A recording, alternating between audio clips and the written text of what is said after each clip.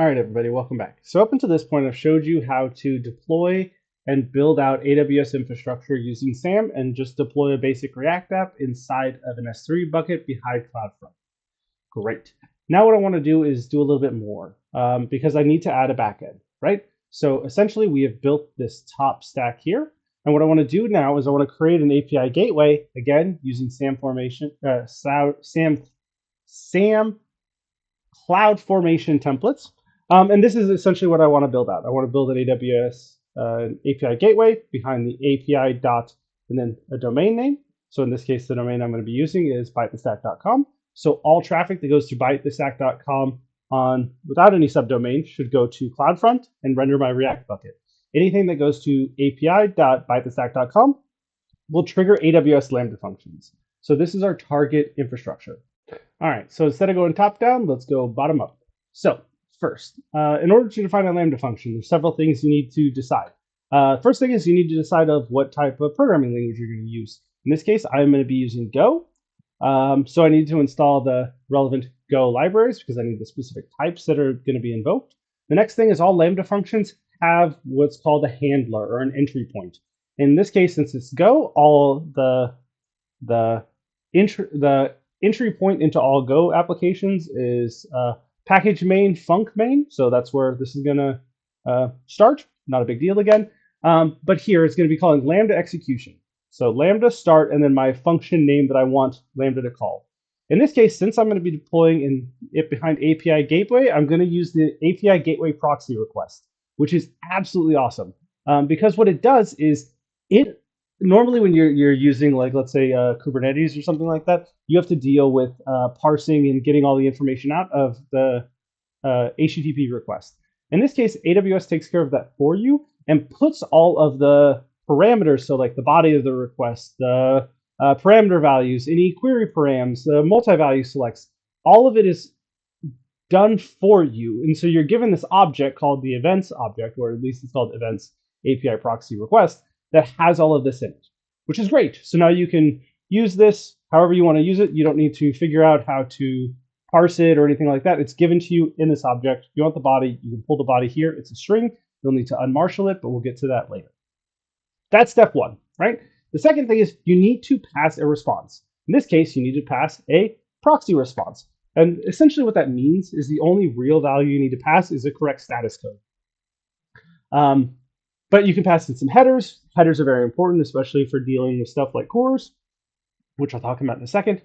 And the body value has to be a string JSON. A string, you can pass it JSON, but it has to be stringified. I'll show you how to do that later. And you can tell if it's encoded, basics or encoded, yes or no. But that's kind of it.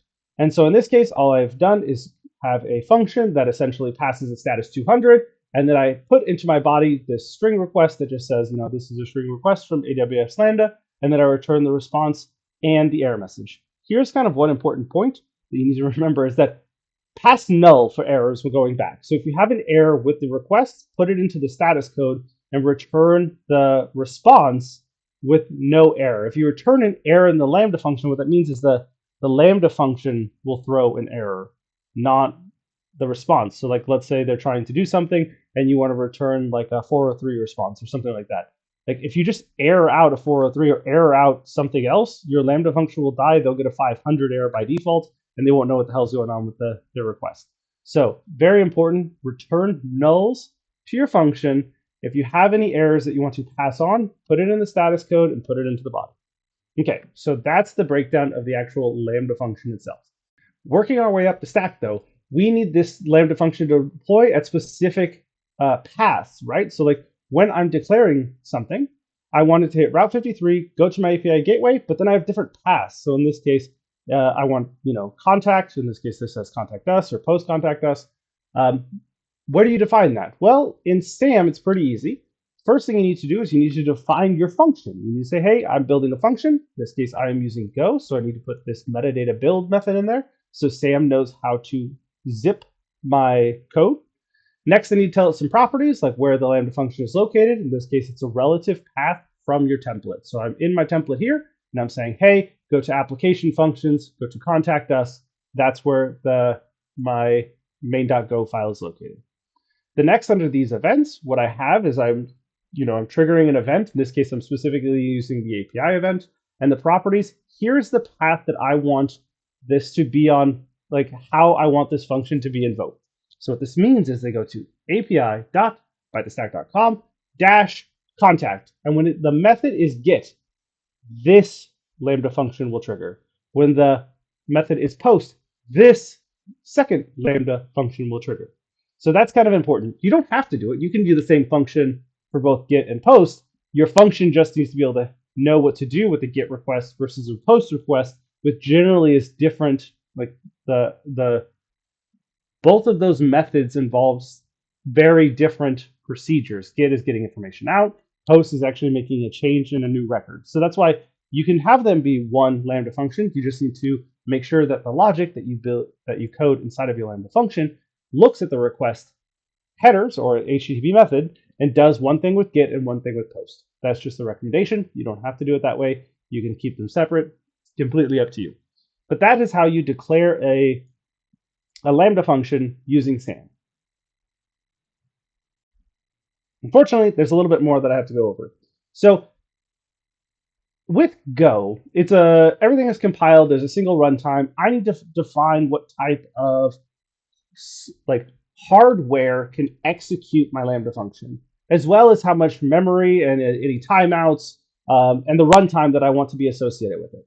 So for this, what I do is this thing called a global. So what a global does is that inside of this API, so globals, what it does is that any type of SAM resource that you are declaring with this principal tag will inherit all of these different parameters. So in this case, when we come back down to ours, I see type API. So I'm having an API event.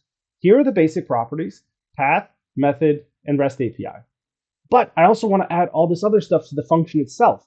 So I want to enable tracing on all of my API requests, but also inside of API, there's a function, and that function has all of these parameters. I want every function that I create to inherit inherit all of these parameters always. So that way, if I want to change the timeout from 4 minutes to 1 minute, I can just change it here. And now all of my Lambda functions that I've created will be changed from timeout 4 minutes to timeout 1 minute. Same thing applies in the individual Lambda functions. Maybe I want to have more memory. That's fine. I can override my defaults inside of the individual Lambda function I'm calling here. So let's say this one needs a lot of memory, more memory, or this one needs more storage space. I can assign and override my global variables that I've declared here inside of my individual Lambda function resources. So that's kind of how all of that is put together. Okay. Last thing, working up to create an API gateway. A few things are required. So first thing, you need to declare a resource type called API Gateway. In this case, it's a serverless API. You need a stage name. I do an optional variable name. I think the stage is actually required as well. Or stage name is definitely required, and the stage is required as well. So these two things, 100% required. CORS, we'll get to in a second. Everything kind of here on down is optional. So every Lambda function, every API gateway is given its own default domain. It's really ugly, and it's very specific to the region, but it is a way for you to execute your API gateway not from a custom domain, but from an AWS assigned domain. And that has it says disable execute API endpoint. I don't want that AWS given domain name or domain for my function to trigger anything in AWS. I don't want it to trigger my functions. I only want my functions to be triggered by going to my custom domain name that I'm passing through here. And so this turns off that it's still assigned an AWS domain. I'm just now not allowing my functions to be executable from that domain. I want it to be a regional endpoint. So there's a regional endpoint or an edge endpoint. The reason I'm doing regional endpoint is because I want HTTP2 to be enabled. And that's only, at the time of this recording at least, available for regional API endpoints. And the last one is the domain. This actually associates this custom domain. It creates an A record within my Route 53 hosted zone, that means what I'm essentially doing is I want to create this association, which is called an A record. So when it goes to api.bytestack.com, I want an A record on Route 53 to point all the traffic to this API gateway rather than to some other record or to, I mean, in this case, if it goes to CloudFront, it's not going to know what to do. But that's kind of what I want to have happen. And that I have to define here with domain. And then if you're using a custom domain, you need an SSL certificate because I want all of my traffic to be encrypted. I don't want any HTTP traffic. Everything needs to be HTTPS with TLS certificate. And so in order to do that, I've created an SSL certificate, again, in the same API Gateway stack because it's just easier to deal with the certificate here. But if you have a lot of certificates that you're generating for a variety of subdomains, you might want to move it to its own stack. But I'm not going to do that. I'm going to leave it in here. Okay, that's kind of the definition of all of the resources that I'm creating in the stack. Obviously, I need to pass in a few things from my parent stack because, as I told you earlier, we're going to deploy these things as nested stacks. So if we're going to deploy it as a nested stack, we need to go one level higher up to the parent stack. Parent stack is incredibly simple in this case because I'm literally just creating a resource called API Gateway stack, which is referring to the API Gateway directory and to the template I was just showing you earlier. So that's all I had to do here. And then I want to pass in two variables, which is my Route 53 domain name and my hosted zone ID, because I need those two variables in order to first create the SSL certificate under the right domain name. So you see it's API dash the route I'm getting past. I also need to allow it, and I need the hosted zone and the domain name so I can associate my API gateway with my Route 53 custom domain. That's all I needed to do. Okay, so after all that is done, in order to deploy it, again, SAM build. You'll notice here, let's describe this a little bit more. So when you're doing that, you'll notice that SAM is actually calling Go to build your actual application and to zip them. So if I come to my build method,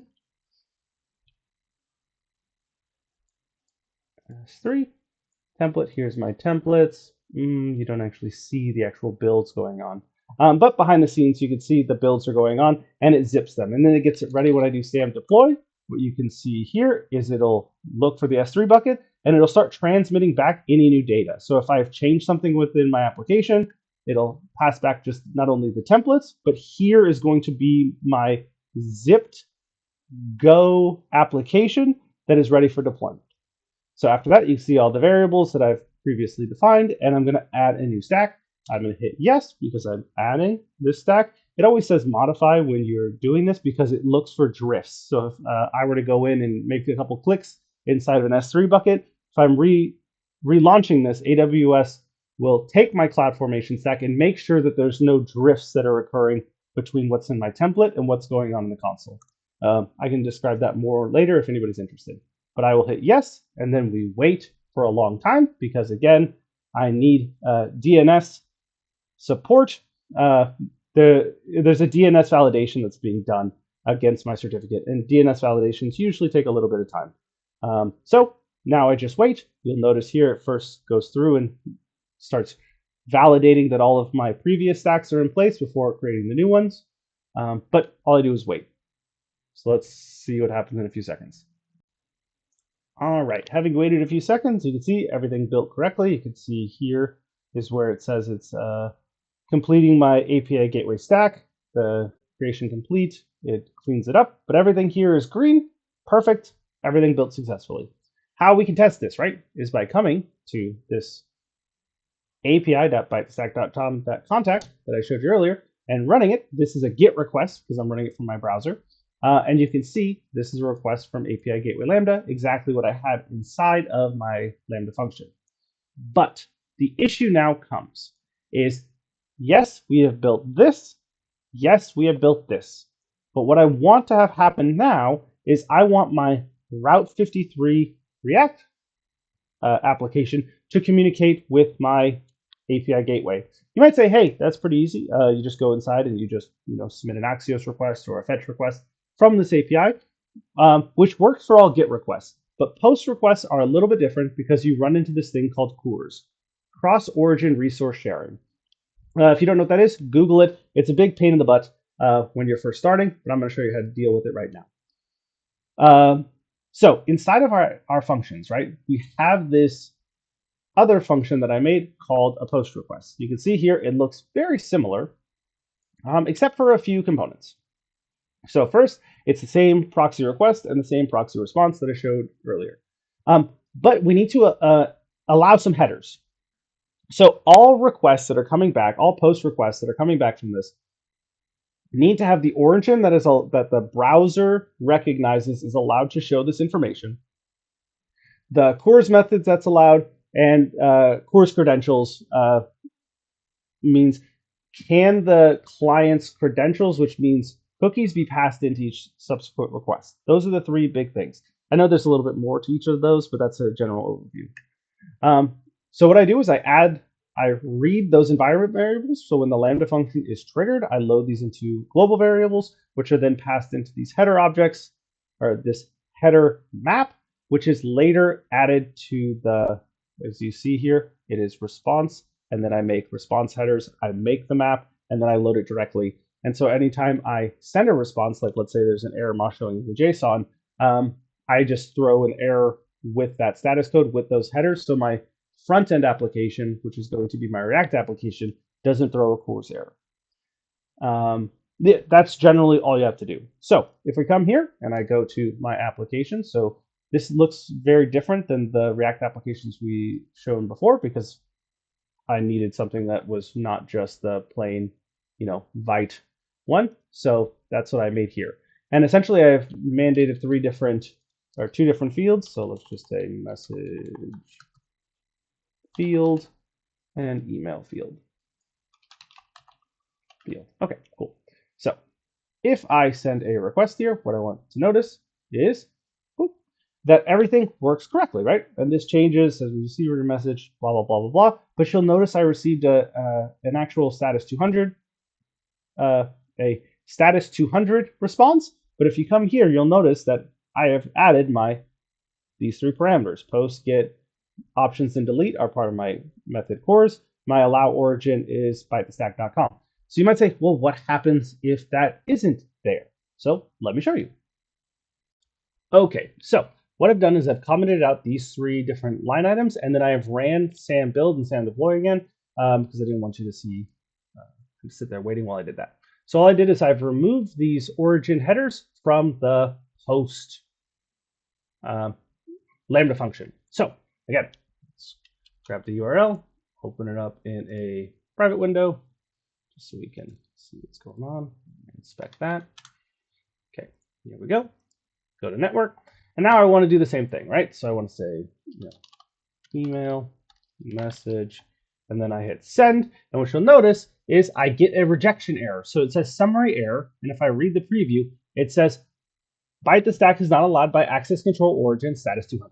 So I still got a response. So I got a status 200 response back from my Lambda function, but the browser isn't showing any of the data that my server or my Lambda function is sending back because of CORS. That's why very important when you're dealing with Lambda functions, you always got to deal with CORS. At some point, what I like to do is I always put it into my environment variables. And then if I'm using a function that is post, I know that I can just grab those three environment variables, load it into headers, and send it back. If you're dealing with GET requests, that's not required, but it's usually good practice to do that anyway. But if you don't, no one's browser is going to kill you. But that's why CORS is so important. So hope that explains everything from, arriving at this target architecture. Now that we have this set up, though, now we can start building a lot more interesting things with our React frontend, but we had to cover all that to get to that point. So thank you so much for watching. If anyone has any questions, feel free to leave them in the comments. I'll try to answer them the best I can, but let's start building something a little bit more interesting. Thanks so much. See you in the next one.